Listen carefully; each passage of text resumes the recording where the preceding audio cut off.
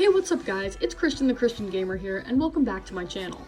Robert Tracy Ryman was a highly successful American painter most active in the 1960s to 1990s. Like many modern artists, he held a more abstract, philosophical view of what art could truly depict. What set him apart from his contemporaries, however, was his unique love for white paint.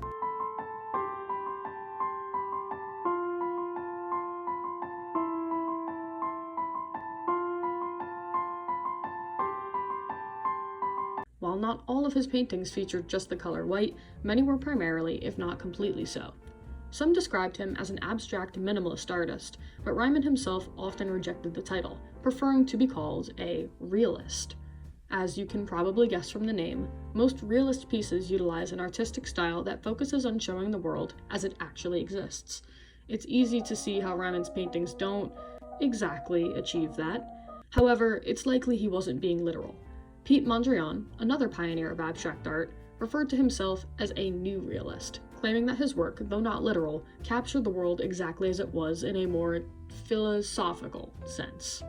With realism, the aesthetic is an outward aesthetic instead of an inward aesthetic, since there's no picture, there's no story, and there's no myth. And there's no illusion, above all. So, lines are real, the space is real, the surface is real, and there's interaction between the painting and the wall plane, unlike abstraction and representation. My best guess at what he's trying to say here is the following. In my version of realism, there is no picture of something, no story, and no fantasy or illusion. Instead, what you see is just what's actually there. You are looking at real paint that does not represent something further than paint. For that reason, it is realism.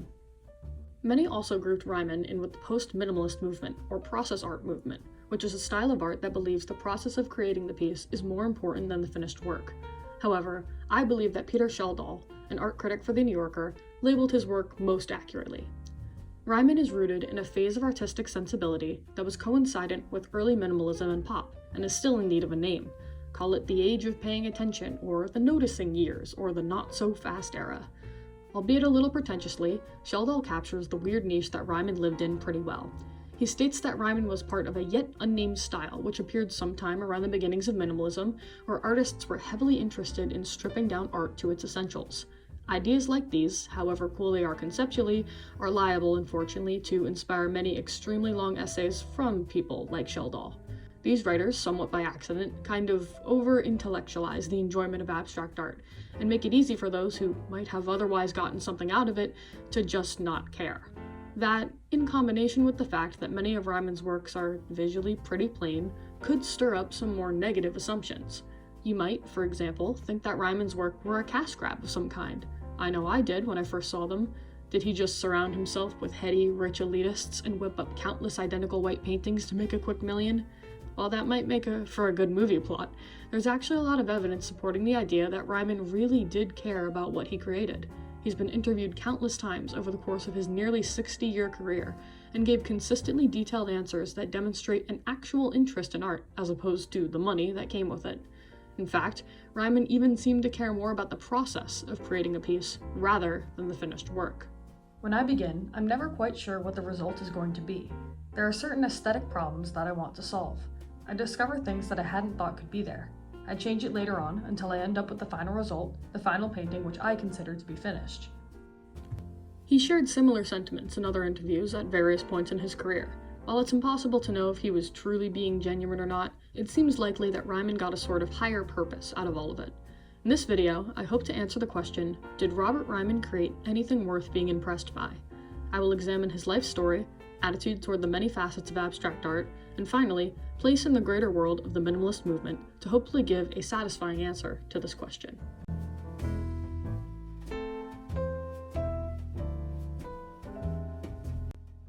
For now, let's return to the beginning of Ryman's life.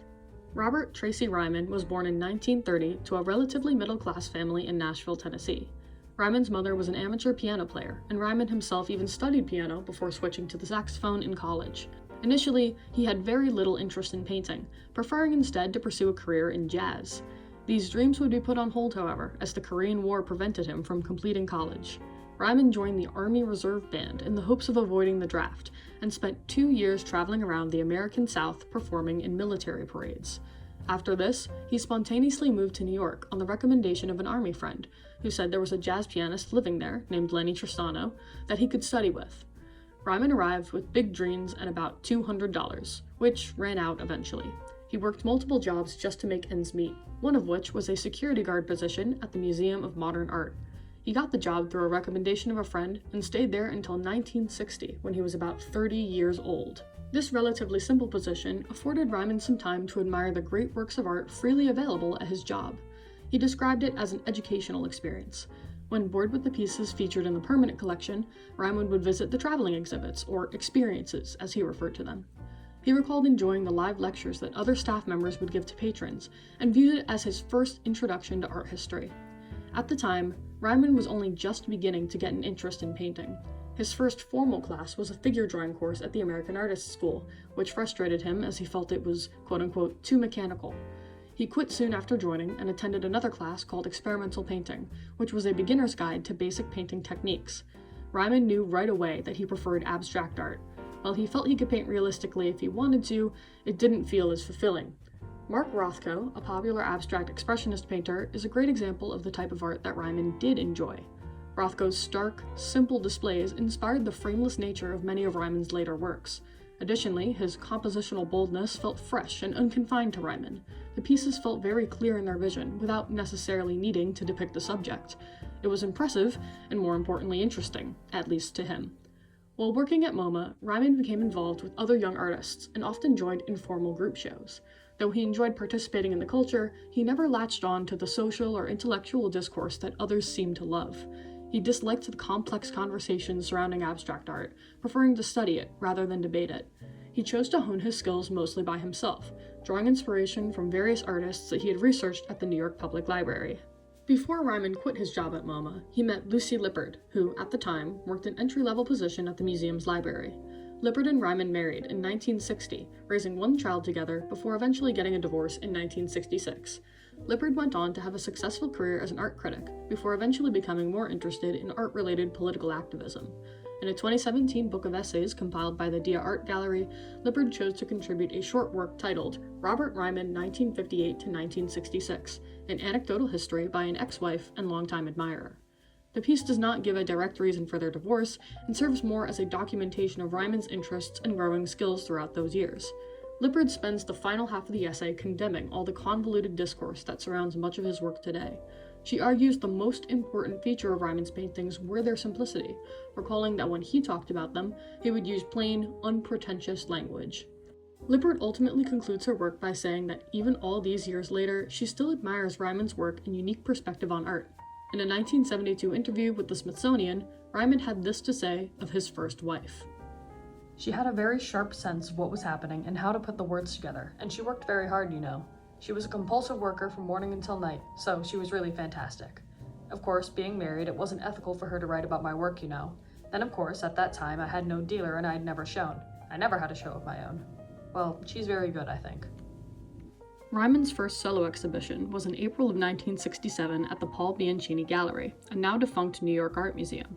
The gallery folded approximately 3 months after Ryman's exhibition, which could have been an unfortunate blow to the now 36-year-old artist's infant career.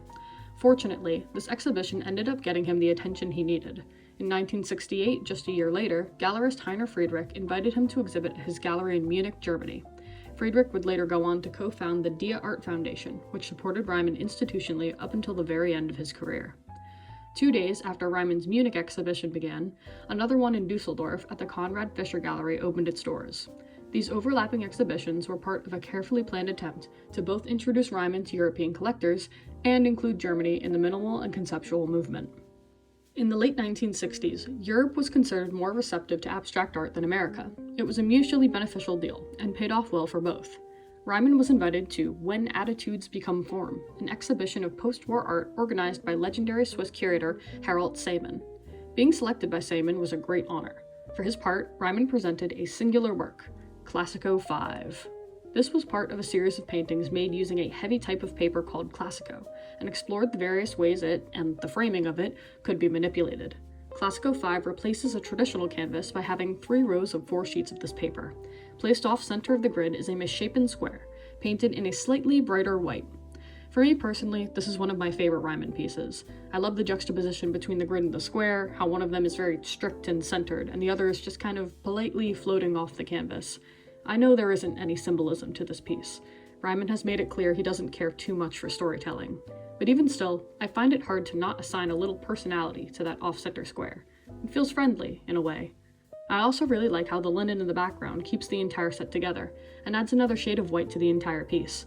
That's just opinion, however, and has no bearing on the more objective question I'm attempting to answer. Anyone could just as easily dismiss this piece for being very easy to execute, and point out the lack of intent as a failure on the artist's part. It would be more than fair of someone to critique the work based on that, but thankfully for Ryman, When Attitudes Become Form was highly influential, and as such, he all but cemented his position as a significant member of the minimal and conceptual movement. It was around this time that Ryman met his second wife, Merle Wagner, another artist who had been living and working in New York since the late 50s.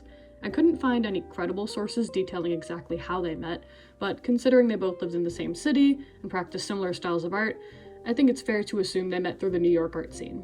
The two remained married until the end of Ryman's life, and raised 2 children together, both of whom practice art today. In 1970, Ryman began exhibiting with the Dwan Gallery in New York. This was the East Coast branch of the Los Angeles Dwan Gallery, which, at the time, had already been closed for 3 years. He had yet to develop a strong foothold in the American art world. Even though the New York Dwan would also end up closing just a year later, Ryman's growing influence resulted in another solo showcase at an even more valuable location, the Solomon R. Guggenheim Museum. The Guggenheim is an extremely prestigious New York location, known for showcasing only the most prominent modern and contemporary art. To secure a solo showcase at this museum was the career equivalent of an Olympic gold medal, especially considering Ryman had only presented his first solo exhibition in 1967, approximately just 5 years prior. This particular exhibition showcased 38 works created by Ryman from the years of 1965 to 1971, allowing viewers to trace how he had evolved as an artist over time. It should also be noted that Ryman had actually already appeared in the Guggenheim's 1966 exhibition, Systemic Painting, but presenting one work versus an entire solo exhibition are entirely different levels of success. He was even given a retrospective, or a complete exhibition of every period of his career, by the Stedelijk Museum in Amsterdam in 1974, despite being only 43 years old. Generally, it's expected for an artist to have decades of popular work before presenting a retrospective, making this honor highly unusual and impressive. Throughout the 1970s and 1980s, Ryman continued to build his influence in America and beyond. His work was exhibited at the Carnegie International, Documenta, the Venice Biennale, and the Whitney Biennial. While all of these events were helpful in feeding his continuously expanding career, for the sake of time, I'd like to skip ahead towards the end. In 1993, Robert Storr, a well-respected American art critic, curated a traveling retrospective for Ryman that was twice the size of his previous Amsterdam one. It opened at the Museum of Modern Art in New York, where Ryman originally worked all those years ago, and traveled internationally to the Tate Gallery, Musea Reina Sofia, San Francisco Museum of Modern Art, and Walker Art Center, all well-validated supporters of the minimal and conceptual movement. More importantly, this retrospective all but sealed Ryman as a major figure of the post-war abstraction era. Among people who cared about that sort of thing, Ryman had changed from being a breakthrough artist to becoming a figure of art historical permanence. After 1994, Ryman still showed his work in important exhibitions, and his paintings continued to be collected by major museums, such as MoMA, Tate, and SF MoMA. Towards the end of his life, Ryman chose to live somewhat privately. As he grew older, he gradually stepped back from active public attention, quietly passing away on February 8, 2019, at the age of 88. The New York Times, Boston Globe, Washington Post, The Guardian, Art Forum, and Associated Press all released obituaries and memorial tributes marking his death. To have that many influential news organizations consider his death worthy of noting meant that Ryman was more than just another popular artist. He was truly solidified as a central part of his field. He is survived by his wife, Merle Wagner, and their 2 sons, Cordy and Will Ryman. Before I present my answer to the big question of the video, I'd like to do a deep dive into a specific series created by Ryman that, in my opinion, is representative of most of the work he created. The surface veil works were made circa 1970 to 1972, as part of Ryman's material experiments with fiberglass and fabric supports. They weren't created for any one specific debut, but they did get displayed at multiple venues across Ryman's career. The following is an explanation of these pieces by Jennifer Blessing, senior curator at the Guggenheim. Surface veil works were named for the brand of fiberglass upon which the smaller pieces in this group were painted.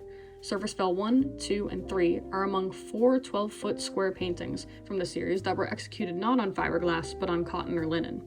In each of these works, the pigment appears to form a membrane over the support due to the differing degrees of opacity and translucence in the white paint, juxtaposed with areas where less of it has been applied, leaving the fabric exposed. These disruptions in the painting's skin often mark the literal pauses between the artist's working sessions. Ryman stated he was inspired by the idea of painting as close to nothing at all as possible, and had this to say about surface veil. "I guess if you go into outer space and paint without gravity, it would be quite amazing. You could do something very clear without any problems, and it would stay together right where you put it, and it would float around, and you could see the front, and the back, and the edge, and it would all make sense."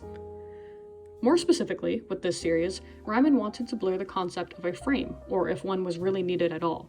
As said by April Virgo, senior lecturer at Leeds Art University, the Surface Veil series mark a critical point in the relationship between his work and the gallery wall, as Ryman begins complicating and obscuring the definition of edge and the location of the picture's surface.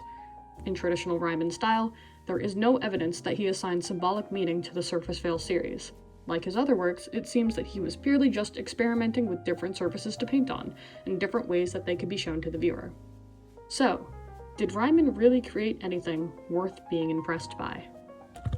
The answer depends on what you think the purpose of art is. If impressive art is technically complex, then absolutely not. Ryman was a lucky child who stumbled his way into simple art that made him millions. However, if you think the purpose is to push the boundaries of previous definitions of art, Ryman might suddenly seem more appealing. He casually ignored one of the most consistent pillars of art, needing to have a story behind your piece. He proved that it was possible to create respected art that had absolutely no meaning behind it and was just a meditation on, wouldn't it be cool if I painted this on this? Some critics would likely complain about my summarization of his work, saying I'm ignoring hundreds of complicated layers of history and technique, but to be honest, I think complex discourse isn't really what Ryman was going for. His first wife described his style of speech as simple and unpretentious, and in the interviews I've reviewed with him, he seems to be an unusually down-to-earth abstract artist. At the same time, you can't have a foot in both worlds. Ryman created something very far removed from what the average person even considers art. By deviating from the mechanical feel of more traditional art styles that frustrated him, Ryman invited in the heady discourse that he disliked and avoided at the start of his career. So then, what's the truth? If you want my answer, no. Ryman did not create anything I feel impressed by. I view art as a medium through which to share an idea. Whether it's a story, an emotion, or just an observation, I think to qualify as impressive, art at base has to have an intention. Ryman, in my opinion, created nothing more impressive than a painted fence in someone's backyard. Because it does not contain a meaning to me, it's not art. That doesn't mean, however, that I dislike Ryman. He didn't create anything impressive, but his career certainly is. He came from a non-art background with minimal training and yet made it into major galleries and museums within just a few years. More than anything, what stands out is the consistency of his approach. I like that he truly enjoyed what he did and seemed to get a real purpose out of playing with different materials. Even if his work doesn't align with my definition of artistic impact, the commitment to his approach still feels unavoidably meaningful. Thanks for listening. If you liked what you saw today, feel free to check out my other highly popular videos like Cranial Nerves 1 to 12 Overview with Sound or my world record speedrun of the cranial nerve lesions. I don't have a Patreon.